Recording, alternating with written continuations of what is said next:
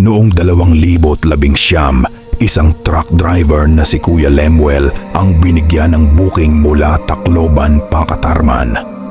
Madalas na ruta na raw niya ito.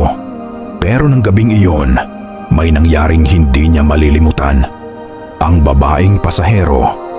Bandang alas 11 ng gabi, habang binabagtas niya ang liblib na bahagi ng Northern Samar, may babaeng suminya sa gilid ng daan. Nakaitim, mahaba ang buhok at may dalang maliit na bag.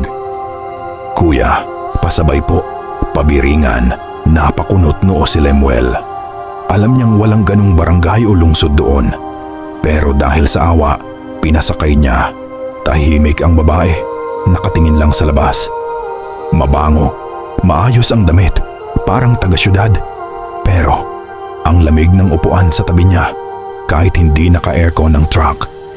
Paglampas ng isang intersection, napansin niyang nag-iiba ang paligid. Ang dati masukal na daan, biglang naging sementado. May mga poste ng ilaw, pero walang kuryente sa lugar na yun. Sa kaliwat kanan, may mga gusaling moderno, tahimik at sobrang linis. Wala ni isang tao sa kalsada. Parang syudad, pero kakaiba. Biglang nagsalita ang babae. "Dito na lang po ako, kuya. Huwag ka nang liliko pa." Nang ibaba niya ito, tinanong niya, "Miss, sigurado ka ba rito?" Ngumiti lang ito. Pero pagtingin niya sa rearview mirror, wala na ito. Nagising si Kuya Lemuel kinabukasan.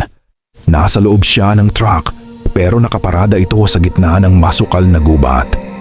Walang kalsadang sementado, walang gusali, wala ring babae. Ang tanging naiwan ay ang maliit na bag sa upuan ng pasahero na may lamang ginto. Simula noon, hindi na bumalik si Kuya Lemuel sa Northern Samar.